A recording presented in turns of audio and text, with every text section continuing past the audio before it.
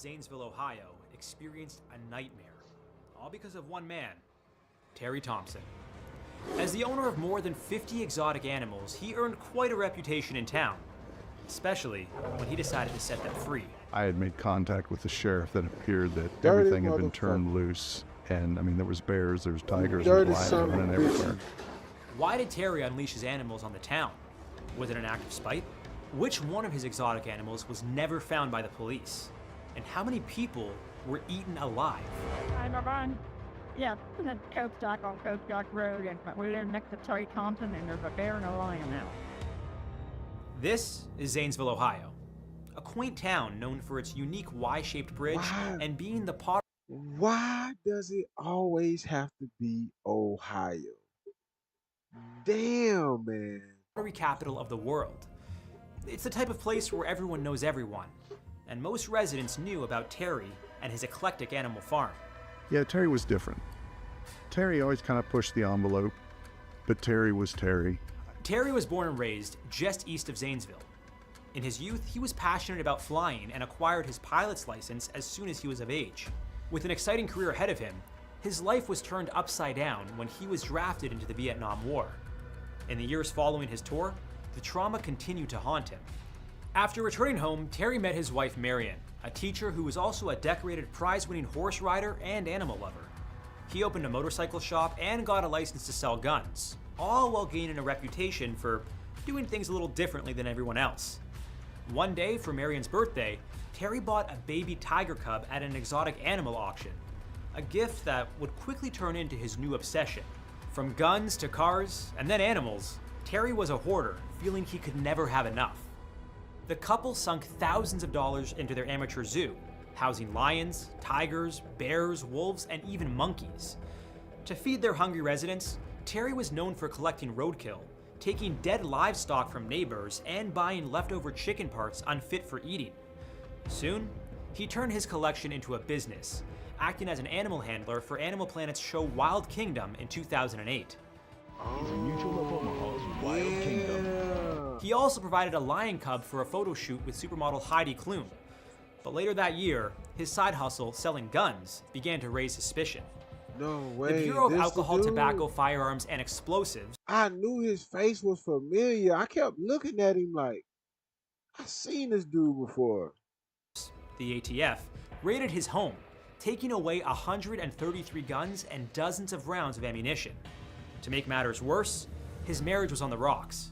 Terry accused Marion of ratting him out to the authorities and was known to be verbally abusive toward her. After 40 years of marriage, Marion decided to separate. Ultimately, he pleaded guilty to possession of unregistered firearms and served 10 months in prison. And despite his efforts to patch things up with Marion, she had no sympathy for him. I think Terry's downfall is that when he returned from prison, Marion was not at the farm waiting for him. Drowning in debt and suspicious his wife had cheated on him during his time in prison, Terry did something no one could have prepared for. On October 18, 2011, Terry's neighbor Sam Kopchak noticed something was off while leading his horse, Red, to pasture. I saw the horses that were there. There's probably about 60 horses I estimate that they had. They were going around a circle. And I said, well, they're not supposed to do that. Something's going on, you know. Sam decided to take a closer look and headed over to the edge of Terry's paddock. He saw a dark shape emerge in the middle of the circling horses, a large black bear. Hey, it's crazy that he just said that because, and this is kind of off topic, right? But I used to watch Slap Ham a lot. Shouts out to Slap Ham. Um, but it was one time he had a video on there where the horses were just like, they would run and then they would slow down, they would run, but it would all be in a circle. And this went on for at least like an hour or so. Um, and the video was kind of related to like extraterrestrial events. So it's kind of weird that basically what I'm getting at, that's kind of was like a confirmation to me that that's kind of what they do when they kind of sense whatever they sense. So was it extraterrestrial from that video, or was it just something um that they were taking as danger? I don't know. I don't know. That's it's kind of strange to say. Sam initially brushed this off as a rare sighting of an endangered animal in Ohio and did his best to calm down Red. But what he saw next shook him to the core. I just felt like something was looking at me, and I kind of turned to the left, and big male African lion, he came down. This is about the spot he was setting. He just sat down right there. Sam knew it wasn't wise to run from a lion, so he slowly but briskly walked away. He only looked back once, about a third of the way from his barn, to see the lion staring ominously at him behind a fence it could easily vault over. Sam first thought he needed to warn his elderly mother. She lived with him and was home all alone, an easy target for a hungry predator. He brought Red into the barn, locked the doors, and phoned his mom in a frenzy. Alarmed by the news, she quickly called the Thompson residence, but all she got was the answering machine. That's when she knew she had to call 911. 45 and 54, 45 and 54, behind Kopechek Road. Complaint advised there is a bear and a lion loose running in the area. I was kind of skeptical right at first. I just thought maybe somebody had seen a big dog or something. Deputy Jonathan Mary, who was serving a court summons just a couple miles outside of town, received the strange call and acted immediately. He drove up and knocked on Mrs. Kopechek's door. A large gray wolf ran along the road behind him as he turned around. Mary hopped into his patrol car and followed the wolf. As it approached a nearby house, he got out, grabbed his rifle from the trunk, and approached it slowly. He radioed headquarters and was told to put the wolf down. With a well-aimed shot, the threat was eliminated. But just as he went to inspect the wolf's body, he got another alarming call. His colleagues were face to face with a lion near the Thompson residence, armed with standard-issued pistols. Not exactly the kind of firepower needed to deal with a full-grown lion. Meanwhile, Sergeant Steve Blake rushed to the scene and pulled up to the Thompson property. He and John Moore, Terry's animal caretaker, approached the Thompson house. They found cages that were cut, some left open, and two that contained a couple of monkeys and a dog. They came across a gruesome scene as they cautiously walked to the barn. A large white tiger was eating something. Upon closer inspection, it was a body that was barely recognizable. As Deputy Mary drove up the hill toward the Thompson property, he saw another deputy running in fear. Mary reached for his rifle, but it snagged on the cruiser's computer stand. Instead, he grabbed his Glock. As soon as he turned around, a 350-pound black bear charged him. Usually, black bears will do a bluff charge to test your dominance. Your best bet to survive is to stand your ground and look tall. But most of all, don't run. Just a few feet away from him, Mary shot the bear. Thankfully, it was in the head. Otherwise, his Glock's bullet likely wouldn't have slowed it down. Shaken by the ordeal, he went to grab his rifle from his patrol car. And it's a good thing he did. Just moments later, a large African lioness crawled under Terry's fence and ran down the road toward another neighbor's home. Mary aimed and took the shot. Another one down, but how many were left to go? Bro, girl left him and he said, fuck it. He gonna let loose the zoo out that bitch. Damn. A number of emergency units, including the Columbus Zoo's capture and recovery team, arrived at the Thompson property, preparing for the worst possible scenario. On the way to the scene, I made it clear to the guys on the scene that if there were any animals outside the pasture field or looking like they were going out of the fence, they were to be put down. We were first approached by, I believe it was two tigers come out of a barn towards us. And as they rushed the truck, we were forced to dispatch them. But what if you encountered a tiger and didn't have a gun? Stay calm and slowly back away. Don't make eye contact, as this could be seen as threatening to the tiger. The same advice goes for most wild cats. Avoid turning and running. It will only make you vulnerable to an attack from behind. If the tiger continues to approach you, make yourself appear big. Make loud noises too. If it attacks, fight like hell. It's your best chance at survival. Here on How to Survive, we cover all kinds of survival scenarios. So make sure to hit that like button and subscribe for more incredible survival stories. Oh, man, what's the deal? Mangled body. Unknown to them, dozens of wild predators were still loose, waiting for the opportunity to pounce.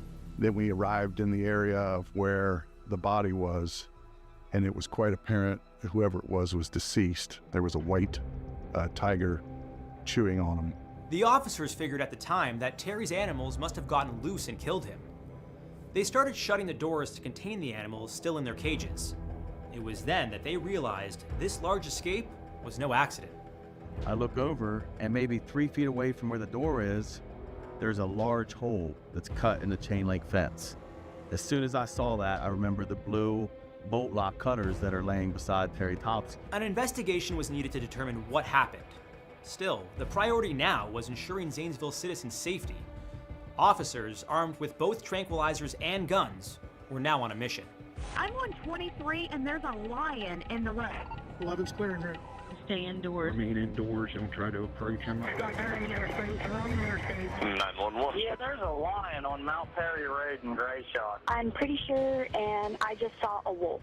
I think I just seen one. Looks like a jaguar or a wolf or something. Now, what can law enforcement do? You've got an immediate logistical problem in front of you, which is that you've got a lot of very dangerous animals in an environment that they're not familiar with and they're uncontained. So you have to do something. Your primary purpose here is to preserve human life, and you have dangerous animals out and about. As they began to lose sunlight, authorities grew more concerned about wild animals being loose at night, leaving unsuspecting victims in even more danger. After weighing over what to do next, the city's sheriff made the call, which they felt was necessary to protect everyone. There was no other option except to dispatch the animals. We started engaging the animals at different distances. The majority of the animals on Thompson's property were shot, but one cougar escaped and died after being hit by a car. With animal corpses littered everywhere, officers started to sort out the bodies by species to get a count. In total, 49 exotic animals were killed. This included 18 Bengal tigers, 17 lions, 6 black bears, a pair of grizzlies, 3 mountain lions, 2 wolves, and a baboon. 6 other animals were captured alive. 3 leopards, a grizzly bear, and 2 monkeys. But to this day, one has gone.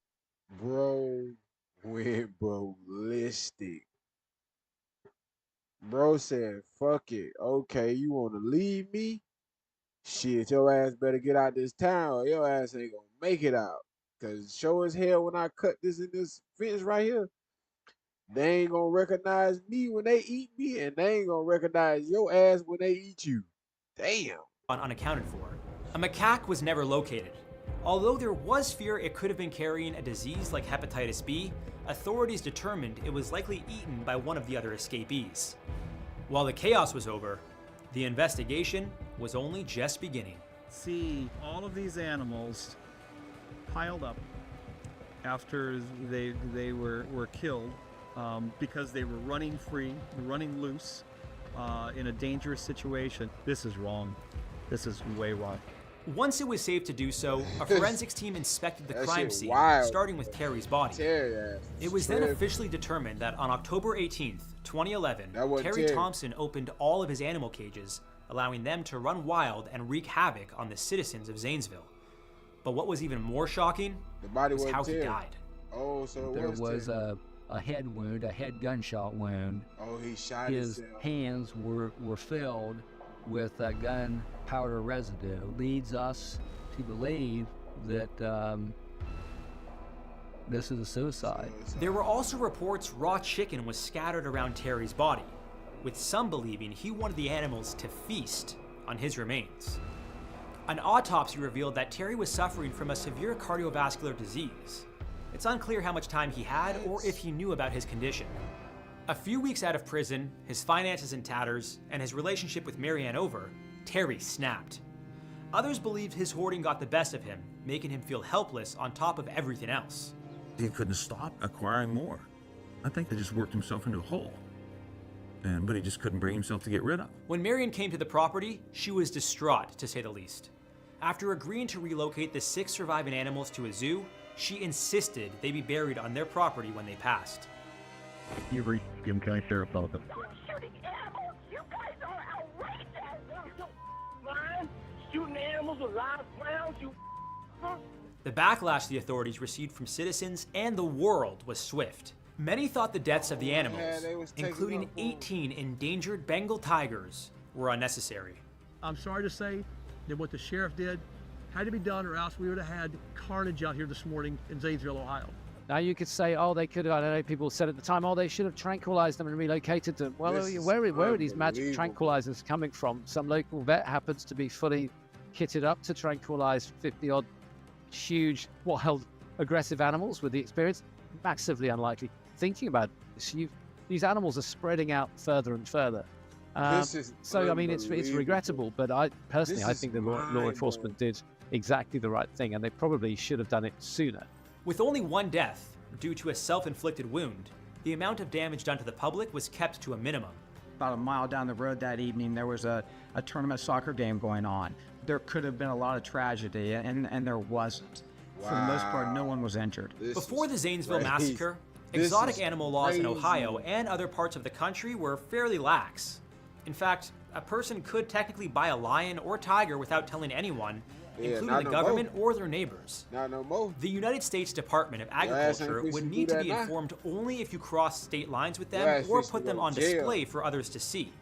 But following this incident, the idea of exotic animal ownership took the international spotlight, and lawmakers scrambled to tighten restrictions.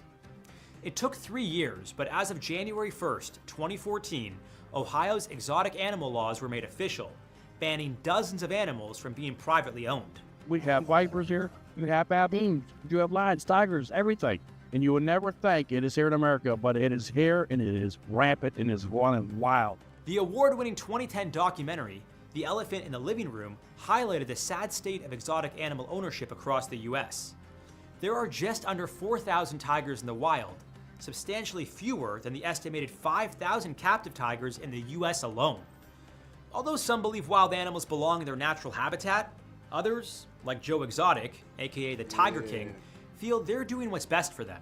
The only safe place for an animal in the United States is in a cage, in a zoo, or somebody's yard that can properly care for them. Joe's currently serving 22 years in prison for killing tigers and hiring hitmen. He's since changed his tune on animal captivity, saying no animals belong in a cage. And doing all type of freaky shit. That was the first ditty. Maybe living behind bars, like his tigers before him, is responsible for his shift in perspective. Unfortunately, most exotic animal owners don't have the funds or proper infrastructure to care for these animals, even if they mean well. As with Zanesville, they pose a risk to the owners and the general public. As far as I'm concerned, I can't see that there's ever any need for a private individual to be keeping a lion or a tiger. And I also don't think that it's really possible in most cases for a private individual to satisfactorily keep an animal like that. Bearing in mind what you require, and bearing in mind that the zoos struggle, the idea that you can, as a private individual, keep them, I think is quite tricky. And I think if you want to, you probably should scale up what you're doing to the size of a zoo and apply to become a zoo. However, even visiting a zoo isn't always safe, as spectators have gotten too close and personal with some animals. Other times, animals have found ways to escape their enclosures, wreaking havoc on anyone nearby. We did an episode exploring some of the deadliest zoo attacks, so be sure to check that out. And remember, your next move could be the difference between life and death. We'll see you next time, right here on How to Survive.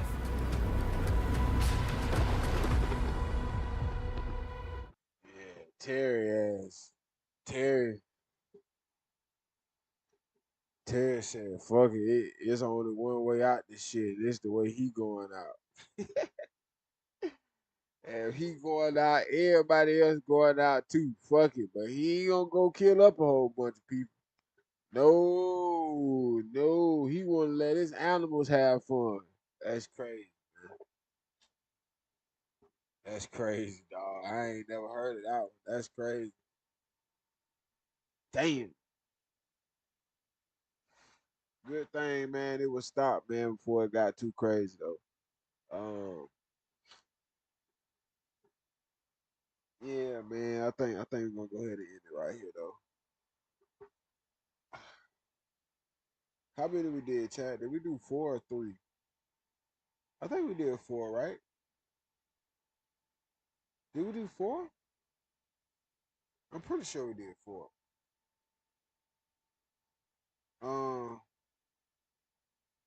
Yeah, I'm pretty sure we did 4. But I'm about to go ahead and end it, man. Y'all be good.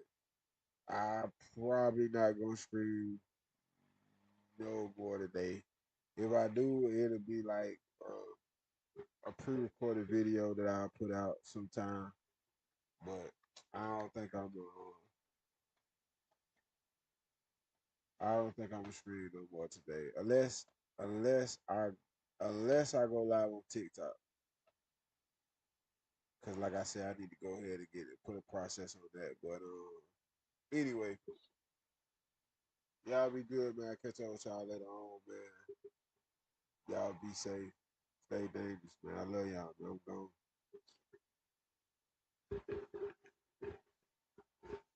Yeah.